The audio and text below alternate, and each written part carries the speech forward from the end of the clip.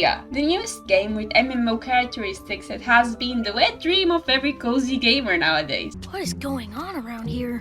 I am not particularly a fan of cozy and casual games, but I knew I had to try it. Those things have been done before, so what is different about Palia? What makes it so special? Palia is right off the bat interesting, be it because of the story and mystery, its MMO features, as well as the NPCs that make the world seem lived in, the different skills you can develop, or the customization. Overall, it feels like home, and like the childhood game we never knew we needed back then. First of all, the customization. Well, to be honest, I was expecting a bit more from it. You do have a lot of options and they try to be inclusive and make people feel represented, but it feels lacking at the same time. There's just a few options for faces and a few interesting hairs. But I will give them that since they could implement more hairs using the premium shop for profit. But the colors also felt a bit bland, even for the medieval look. I mean, I was not expecting the Sims 4 type of customization, but I guess it's close because they also only have like 4 color options. As the premium shop is the only way for the developers to make money, I am betting they didn't play all their cards yet and we will have amazing options coming up, even if it's behind a paywall, of course. The premise is fairly easy. Humans have been extinct for a long time and suddenly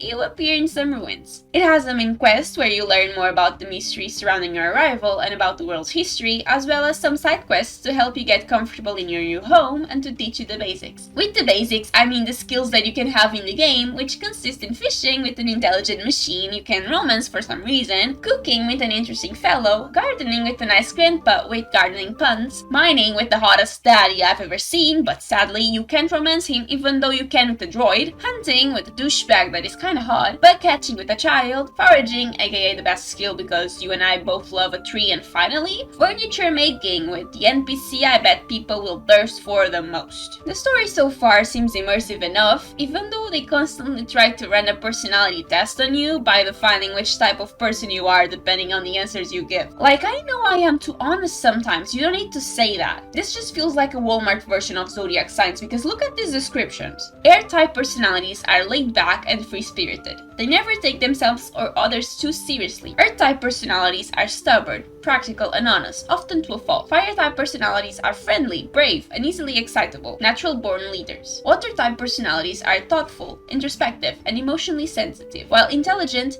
they often tend towards melancholy. Those are literally a more succinct description of zodiac signs. You can't convince me otherwise. About the NPCs, I already told you can have romance interactions with them. Well, not all of them. I think a big selling point for this game was the dating sim, because look at all these hotties, and I mean this disrespectfully. Still, not everything is good, like Hodari not being a love interest. I know he has a daughter, but I bet she wouldn't mind a hot stepmom like myself. You can unlock romance interactions after you reach friendship level 3 with the character of your choice. The developers also said that would be entirely optional for the story and you can choose not to date anyone. But you and I both know that what matters is if we can date everyone without getting caught or not. I am aware of the effect I have on women. The NPCs are always walking around the world and they also sleep during the night, which makes the world feel alive but also forces you to maybe farm during the night because you can't complete quests that rely on talking to them. You can also ask them what they need or want and give it to them to increase your terrible relationship to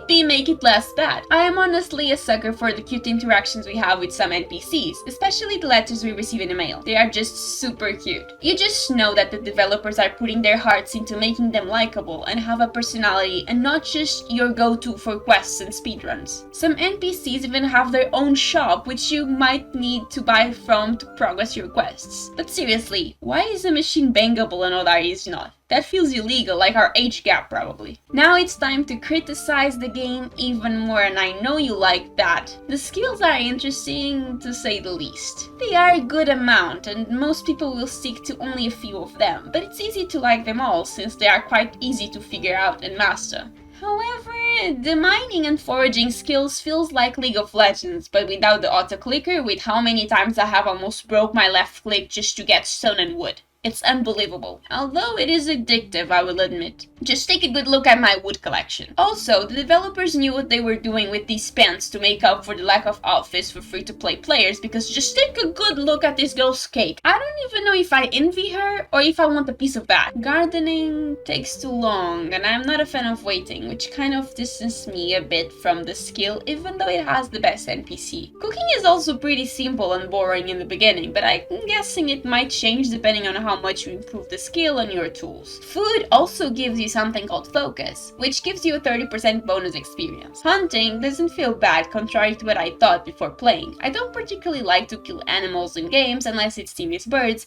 but I just don't feel that close to the deer as I thought I would feel, and the aim is relatively easier than in Valorant, so that was a positive. Fishing is also very interesting, but if you are like me and have a small table, it might get hard to control the fishing rod and get the big prize, which might not always be fish. Also, it is easier to fish if you have a friend by your side. Make friends, guys. There's not much to say about bug catching, except that it's a very easy way to make gold. You just catch your tiny friends in the wild and throw all of them in the shipping bin, and it gives you money as a reward. And there is some animals that you catch that can be placed in a jar if you want to know. Also, not forgetting furniture making. Like bug catching, there's not much to say about it, but the way you almost blindly choose the next furniture you want to learn is actually pretty cool, and the process of learning it because you already completed the piece feels rewarding.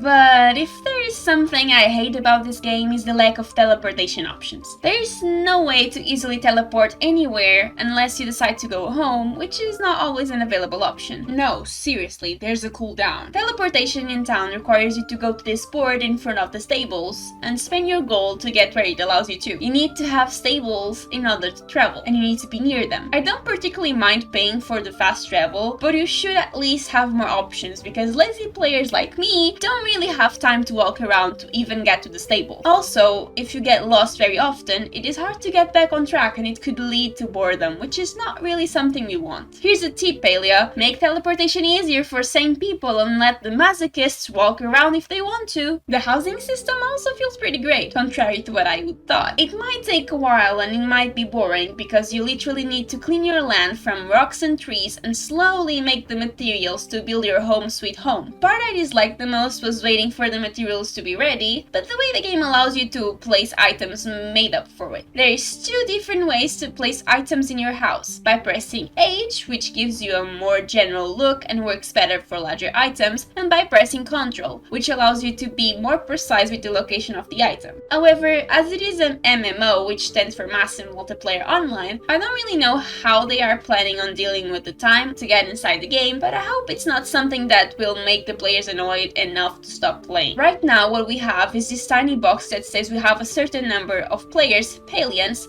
ahead of us, and it doesn't take too long to get in. If you watched until this part, I want to thank you so much, and if you wanna consider subscribing, that would be really nice and it would help me a lot. And this is the next video you can watch. Bye bye! Thank you!